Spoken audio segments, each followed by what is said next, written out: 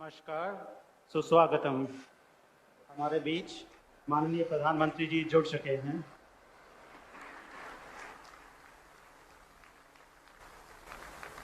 आज विश्व जैव ईंधन दिवस 10 अगस्त को मनाया जा रहा है और 2015 से हर साल पेट्रोलियम एवं प्राकृतिक गैस मंत्रालय द्वारा ये दिवस मनाया जाता है।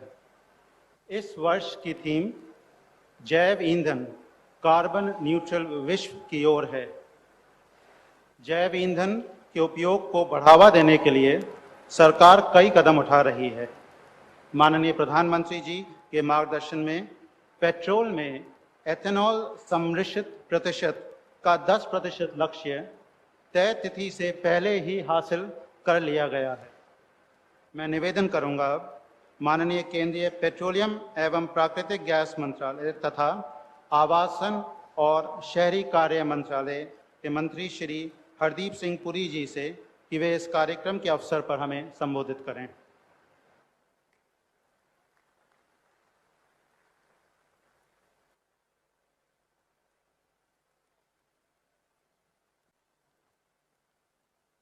माननीय प्रधानमंत्री श्री नरेंद्र मोदी जी, माननीय राज्यपाल हरियाणा श्री बंडारू दत्तात्रेय जी, माननीय कृषि और किसान कल्याण मंत्री श्री नरेंद्र सिंह तोमर जी,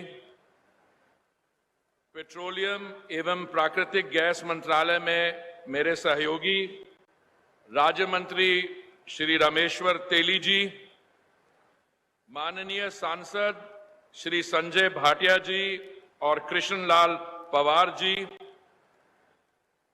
और माननीय विधायकगण,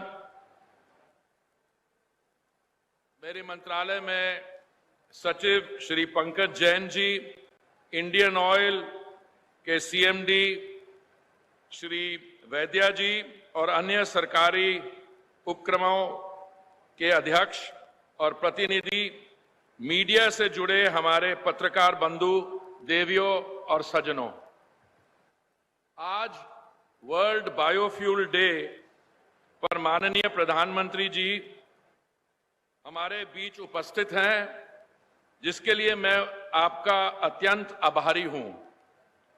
आपकी उपस्थिति इस विषय पर हमारी सरकार की गंभीरता और प्रतिबद्धता को दर्शाती है। मुझे याद है 2014 से पहले तब की केंद्र सरकार ने काफी प्रयत्न किया कि कुछ राज्य 5% एथेनॉल ब्लेंडिंग को हासिल करें, लेकिन 2014 तक हम सिर्फ 1.4% ब्लेंडिंग तक पहुंच पाए थे। किंतु समय बदला और वर्ष 2014 में माननीय प्रधानमंत्री जी के मार्गदर्शन में इस विषय पर सकारात्मक प्रयास शुरू हुआ और केवल 8 वर्षों में भारत ने 1.4% से लेकर 10.16% एथेनॉल ब्लेंडिंग का लक्ष्य हासिल कर लिया है और ये लक्ष्य भी टारगेट डेट से 5 महीने पहले ही हो चुका था। बहुत ही जल्द भारत 20% एथेनॉल ब्लेंडिंग का महत्वाकांक्षी लक्ष्य भी प्राप्त कर लेगा। इससे भारत देश के आर्थिक विकास में भी बहुत सकारात्मक प्रभाव पड़ा है। पेट्रोल में एथेनॉल ब्लेंडिंग की प्रतिशत बढ़ाकर हमने अब तक लगभग 41,500 करोड़ रुपए की विदेशी मुद्रा की बचत की। इस अवधि में किसानों को लगभग 40,600 करोड़ रुपए का भुगतान किया गया एवं 27 lakh tonne carbon dioxide emission भी कम हुआ। आज की ये परियोजना जो माननीय प्रधानमंत्री जी के कर कमलों से लोकार्पित हो रही है, ये उनके विजन के अनुरूप एक बड़ी उपलब्धि है। ये भारत की ओर से विश्व के कॉप टारगेट्स में दिए गए पंचामृत सूत्र हासिल करने की ओर एक महत्वपूर्ण कदम है। उन्नत स्वदेशी तकनीक पर आधारित ये सेकंड जनरेशन एथेनॉल प्लांट प्रणाली से एथेनॉल का उत्पादन करेगा। ये इस तकनीक पर आधारित एशिया का पहला सेकंड जनरेशन एथेनॉल प्लांट है। इसके साथ Bharat, United states of America और ब्राजील जैसे देशों की श्रेणी में शामिल हो जाएगा, जहां ये 2G टेक्नोलॉजी उपलब्ध है। हमारे तेल सार्वजनिक क्षेत्र में उद्यम, हमारे PSUs इस प्रकार के सेकंड जनरेशन आधारित एथेनॉल बायो रिफाइनरीज भारत में 4 और जगहों पे लगाने जा रहे हैं। उनमें है पंजाब में बठिंडा, उड़ीसा का बारगढ़, असम के नुमालीगढ़ और कर्नाटक के देविंगरे। हरियाणा के मेहनती किसान इस राज्य के विकास का आधार है। आज लोकार्पित सेकंड जनरेशन एथेनॉल प्लांट का सबसे ज्यादा लाभ हमारे इन किसान भाइयों को ही मिलेगा।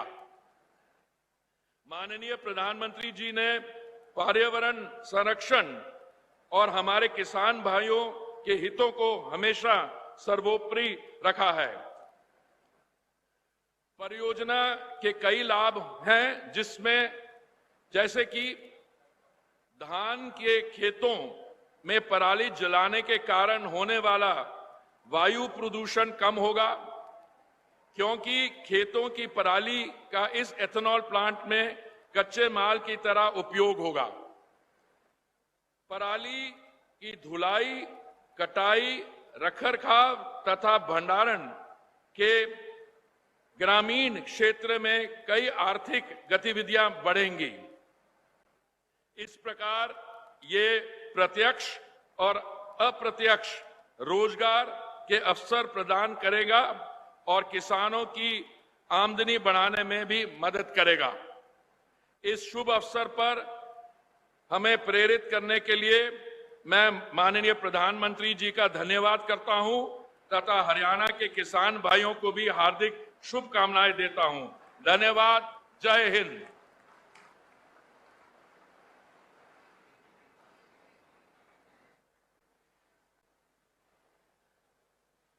बहुत बहुत धन्यवाद माननीय मंत्री जी।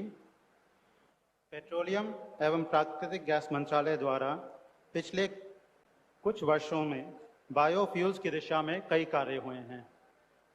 अब उसी कड़ी में आज के उद्घाटन के लिए मैं निवेदन करूंगा माननीय प्रधानमंत्री जी से कि वह रिमोट बटन द्वारा इंडियन ऑयल का पहला 2G एथेनॉल प्लांट राष्ट्र को समर्पित करें।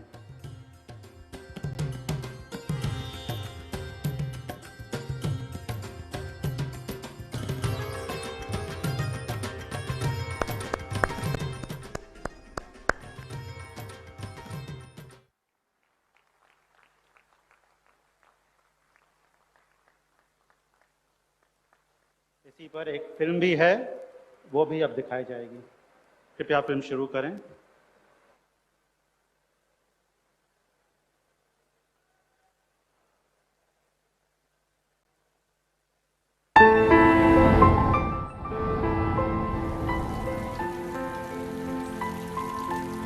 प्रकृति हमें जीवन देती है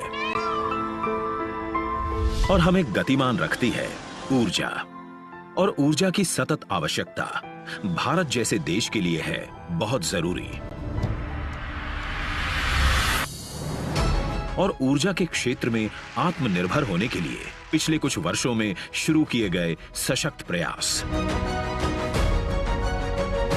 और देश में जैव ईंधन को बढ़ावा देने के लिए लागू हुई नेशनल बायोफ्यूल पॉलिसी 2018।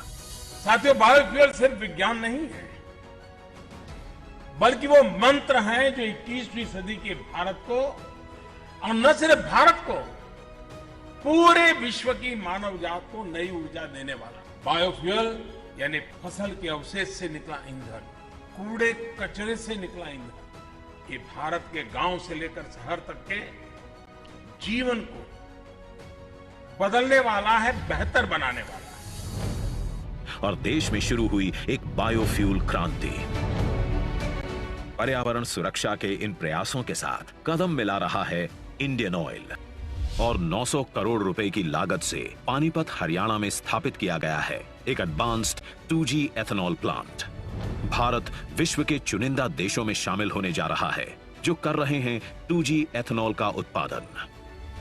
प्रधानमंत्री जीवन योजना के अंतर्गत ये प्लांट कृषि अपशिष्ट से बनाएगा प्रतिदिन 100 किलोलीटर एथेनॉल, यानी सालाना CO2 का उत्सर्जन होगा 3 लाख टन तक कम।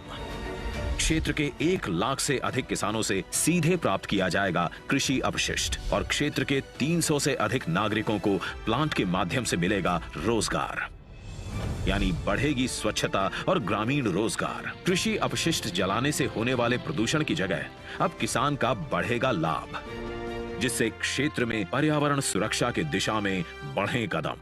हर कदम सशक्त और आत्मनिर्भर बने हम, ताकि देश बनेगा स्वच्छ, सुदृढ़ और समृद्ध। नेट जीरो एमिशंस 2070 की ओर बढ़ रहा है देश। वर्ष 2070 तक भारत नेट जीरो का लक्ष्य हासिल करेगा। और उस संकल्प को पूरा करने के लिए कमर कस चुका है तेल व गैस उद्योग और मना रहा है विश्व जैव ईंधन दिवस। इस अवसर पर प्रधानमंत्री नरेंद्र मोदी करने जा रहे हैं इंडियन ऑयल पानीपत रिफाइनरी स्थित 2nd जनरेशन एथेनॉल प्लांट का राष्ट्र को समर्पण।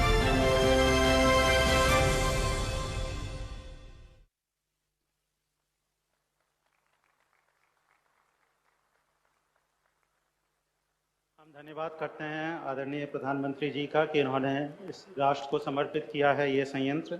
अब माननीय प्रधानमंत्री जी से निवेदन है कि वे अपने प्रेरक उद्बोधन से हमें अनुग्रहित करें।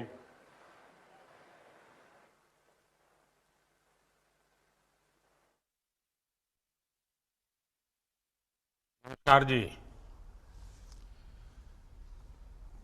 हरियाणा के राज्यपाल श्री बंडारू दत्तात्रेय जी, केंद्रीय मंत्रिपरिषद के मेरे सहयोगी नरेंद्र सिंह तोमर जी, हरदीप सिंह पुरी जी, रामेश्वर तेली जी, सांसदगण, विधायकगण, पानीपत में बड़ी संख्या में उपस्थित मेरे प्यारे किसान भाई और बहन, इस कार्यक्रम से जुड़े अन्य सभी महानुभाव, देवी और सज्जनों, आप सभी को विश्व बायोफ्यूल दिवस की बहुत बहुत शुभकामनाएं। आज का कार्यक्रम पानीपत, हरियाणा समेत पूरे देश के किसानों के लिए बहुत अहम है।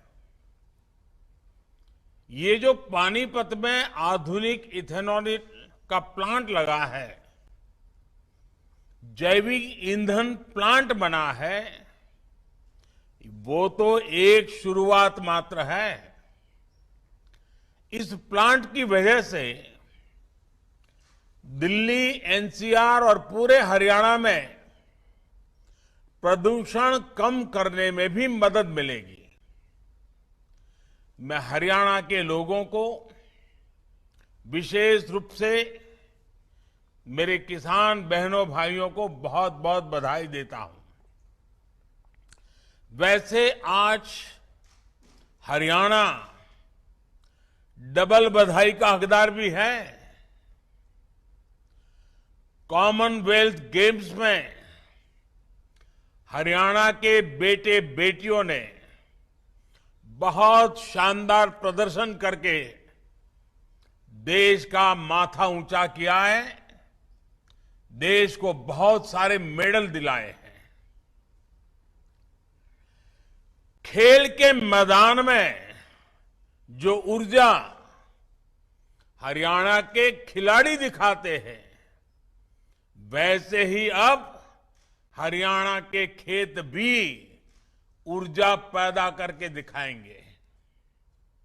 साथियों, प्रकृति की पूजा करने वाले हमारे देश में बायोफ्यूल या जैविक ईंधन प्रकृति की रक्षा का ही एक पर्याय है।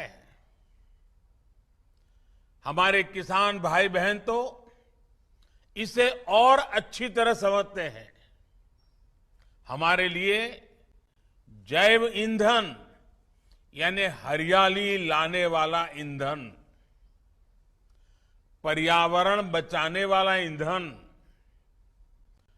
आप किसान भाई बहन तो सदियों से इतने जागरूक हैं कि बीज बोने से लेकर फसल उगाने और फिर उसे बाजार में पहुंचाने तक किसी भी चीज को बर्बाद नहीं होने देते।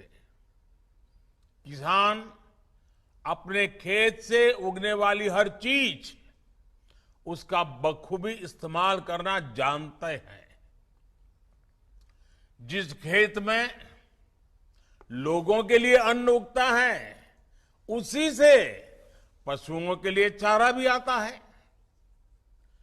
फसल कटाई के बाद खेत में जो पराली बच जाती है, उसका भी हमारे अधिकतर किसान सही उपयोग करना जानते हैं।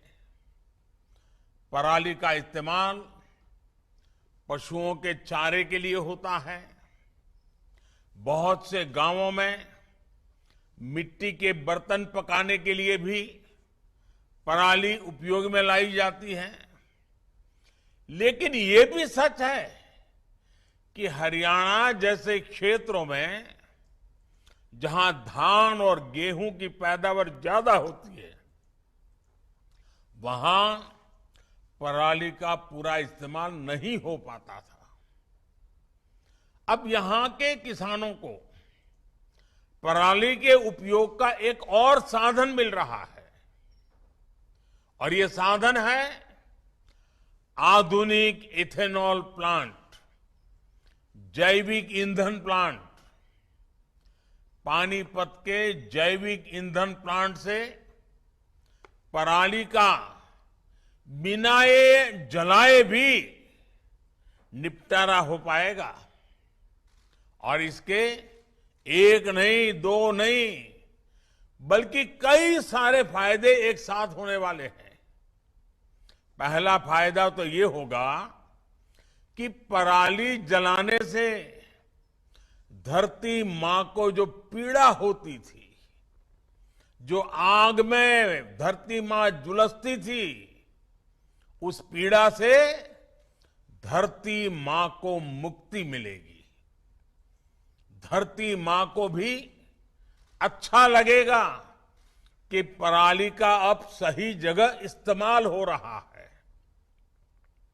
दूसरा फायदा ये होगा कि पराली काटने से लेकर उसके निस्तारण के लिए जो नई व्यवस्था बन रही है, नई मशीनें आ रही हैं, ट्रांसपोर्टेशन के लिए नई सुविधा बन रही है, जो ये नए जैविक ईंधन प्लांट लग रहे हैं, इन सब से गांवों में रोजगार के नए अवसर पैदा होंगे। ग्रीन जॉब का क्षेत्र मजबूत होगा। तीसरा फायदा होगा कि जो पराली किसानों के लिए बोझ थी, परेशानी का कारण था, वही उनके लिए अतिरिक्त आय का माध्यम बनेगी। चौथा फायदा ये होगा कि प्रदूषण कम होगा, पर्यावरण की रक्षा में किसानों का योगदान और बढ़ेगा, और पांचवा लाभ ये होगा कि देश को एक वैकल्पिक ईंधन भी मिलेगा। यानी पहले जो पराली नुकसान का कारण बनती थी, उसी से ये 5 अमृत निकलेंगे। मुझे खुशी है कि देश के अलग अलग हिस्सों में ऐसे कई जैविक ईंधन प्लांट लगाने का काम किया जा रहा है। साथियों, जिन लोगों में राजनीतिक स्वार्थ के लिए शॉर्टकट अपनाकर समस्याओं को टाल देने की प्रवृत्ति होती है, वो कभी समस्याओं का स्थायी समाधान नहीं कर सकते। शॉर्टकट अपनाने वालों को कुछ समय के लिए वाहवाही भले मिल जाए, राजनीतिक फायदा भले हो जाए, लेकिन समस्या कम नहीं होती। इसलिए ही मैं कहता हूं कि शॉर्टकट अपनाने से शॉर्ट सर्किट अवश्य होता है। शॉर्टकट पर चलने के बजाय हमारी सरकार समस्याओं के स्थायी समाधान में जुटी है। पराली की दिक्कतों के बारे में भी बरसों से कितना कुछ कहा गया, लेकिन शॉर्टकट वाले इसका समाधान नहीं दे पाए।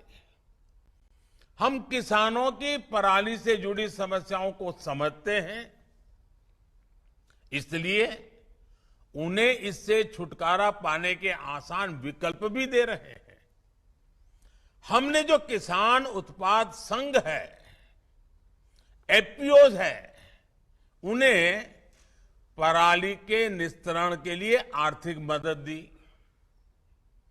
इससे जुड़ी आधुनिक मशीनों की खरीद के लिए 80% तक की सब्सिडी भी दी। अब पानीपत में लगा ये जैविक ईंधन प्लांट भी पराली की समस्या के स्थायी समाधान में मदद करने वाला है।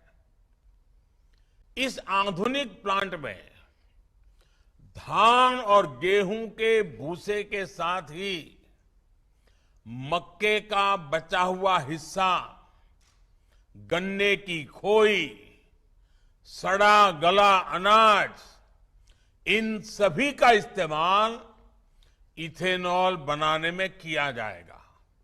यानी किसानों की बहुत बड़ी चिंता समाप्त होगी। हमारे अन्नदाता जो मजबूरी में पराली जलाते थे, जिन्हें इस वजह से बदनाम कर दिया गया था, उन्हें भी अब गर्व होगा कि वो इथेनॉल या जैविक ईंधन के उत्पादन में भी मदद कर रहे हैं, राष्ट्र निर्माण में मदद कर रहे हैं। गाय भैंसों से जो गोबर होता है, खेतों से जो कचरा निकलता है, उसके निपटारे के लिए सरकार ने और एक योजना भी चलाई है, गोवर्धन योजना भी शुरू की है। गोवर्धन योजना भी किसानों की आय बढ़ाने का एक और माध्यम बन रही है। साथियों, आजादी के इतने दशकों तक हम फर्टिलाइजर हो, केमिकल हो, खाने का तेल हो, कच्चा तेल हो, गैस हो, इनके लिए विदेशों पर बहुत अधिक निर्भर रहे हैं। इसलिए जैसे ही वैश्विक परिस्थितियों की वजह से सप्लाई चेन में अवरोध आता है, भारत भी दिक्कतों से बच नहीं सकता है। बीते 8 वर्षों से देश इन चुनौतियों के स्थायी समाधान पर भी काम कर रहा है। देश में नए फर्टिलाइजर प्लांट लग रहे हैं, नैनो फर्टिलाइजर का उत्पादन हो रहा है, खाद्य तेल के लिए नए नए मिशन भी शुरू हुए हैं। आने वाले समय में ये सभी देश को समस्याओं के स्थायी समाधान की तरफ ले जाएंगे। साथियों, आजादी के अमृत काल में देश आत्मनिर्भर भारत के संकल्प को साकार करने की तरफ तेजी से बढ़ रहा है। हमारे गांव और हमारे किसान आत्मनिर्भरता के सबसे बड़े उदाहरण हैं। किसान अपनी जरूरत की चीजें काफी हद तक अपने गांव में ही जुटा लेते हैं। गांव की सामाजिक आर्थिक व्यवस्था ऐसी होती है कि जब एक दूसरे की जरूरतों को पूरा भी करने के लिए सब साथ आ जाते हैं। यही वजह है कि गांव के लोगों में बचत की प्रवृत्ति भी बहुत मजबूत होती है। उनकी ये प्रवृत्ति देश के पैसे भी बचा रही है।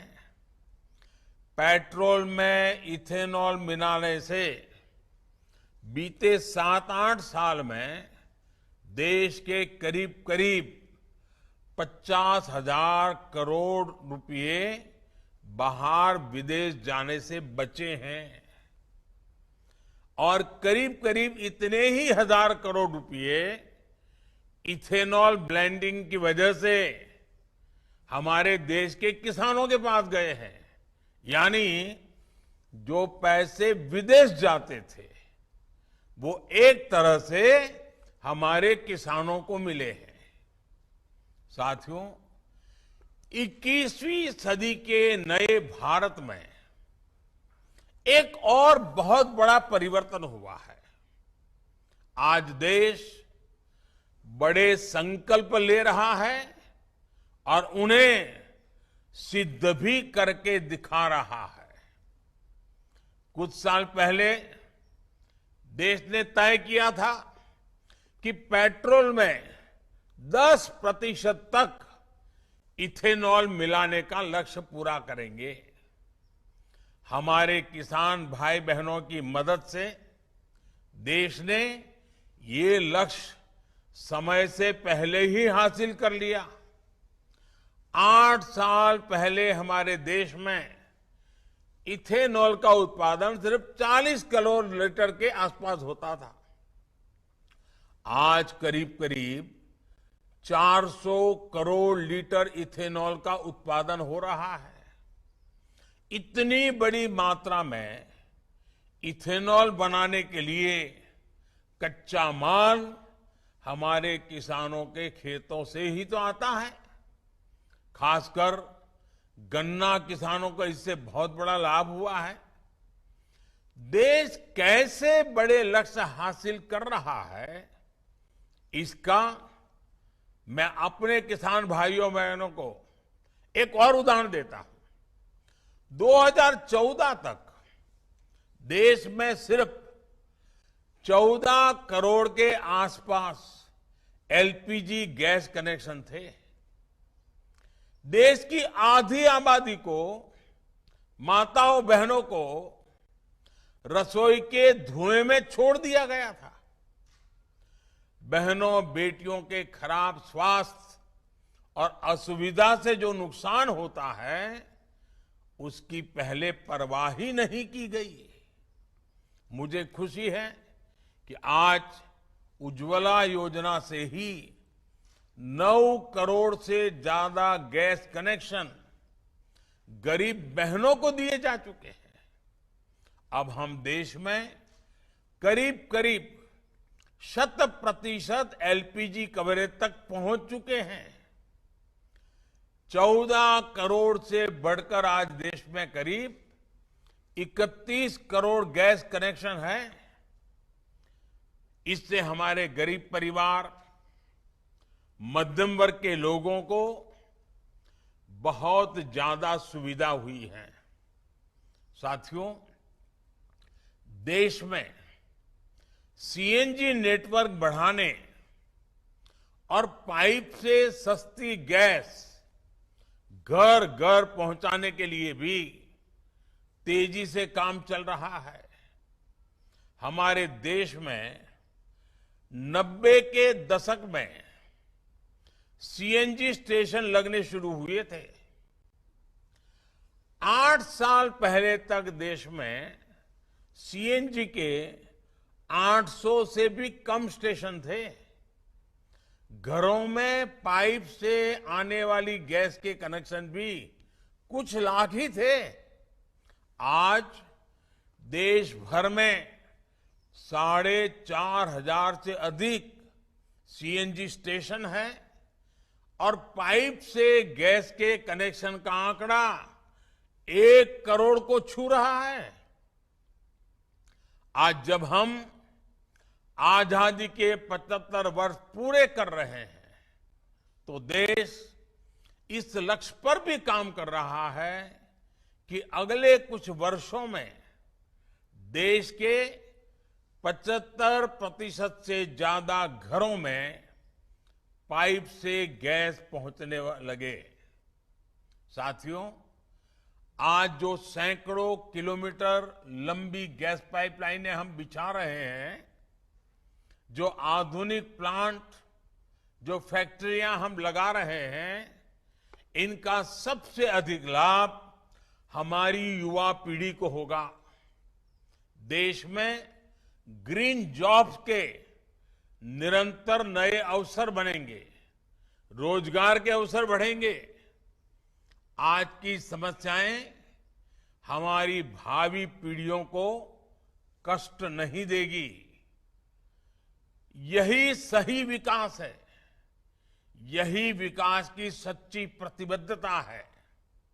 साथियों, अगर राजनीति में ही स्वार्थ होगा तो कोई भी आकर पेट्रोल डीजल भी मुफ्त देने की घोषणा कर सकता है। ऐसे कदम हमारे बच्चों से उनका हक छीनेंगे, देश को आत्मनिर्भर बनने से रोकेंगे। ऐसी स्वार्थ भरी नीतियों से देश के ईमानदार टैक्स पेयर का बोझ भी बढ़ता ही जाएगा।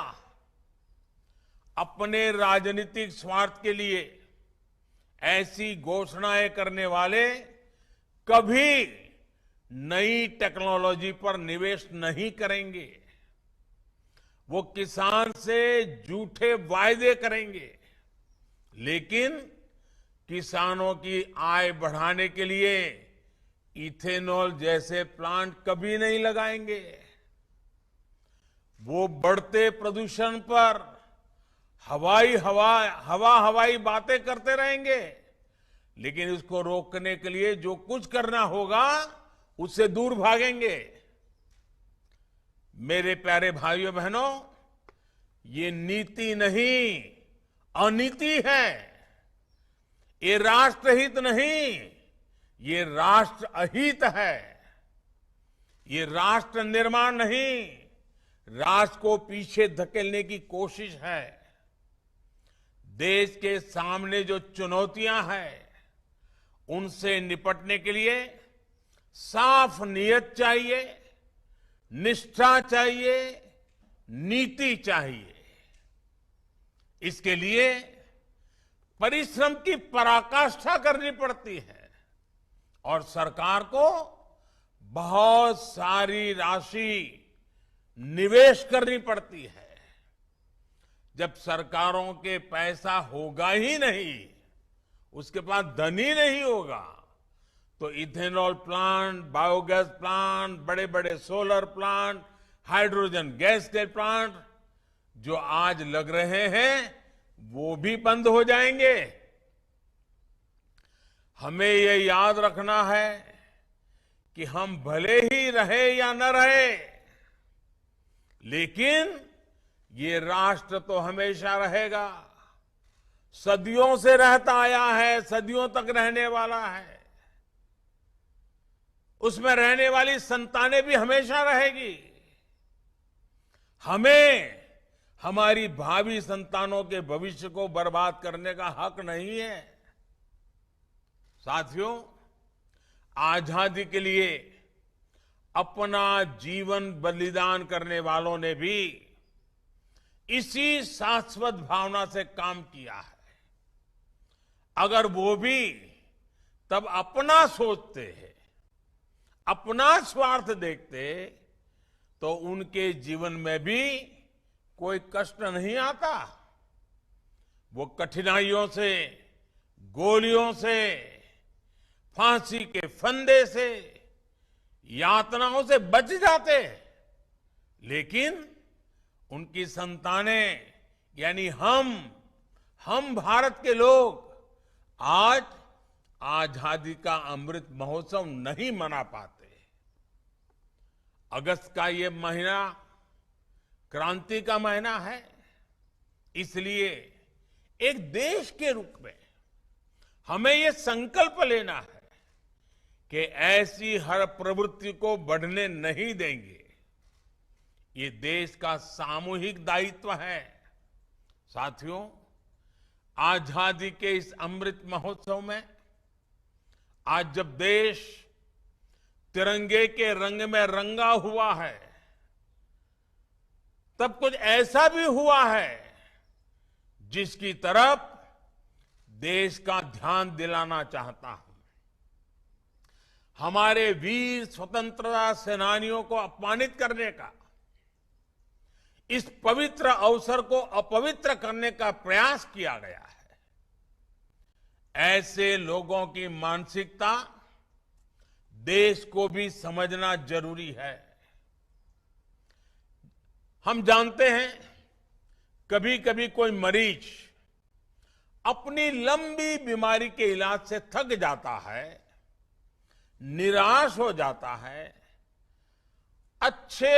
अच्छे डॉक्टरों से सलाह लेने के बावजूद जब उसे लाभ नहीं होता, तो वो कितना ही पढ़ा लिखा क्यों न हो, अंधविश्वास की तरफ बढ़ने लग जाता है।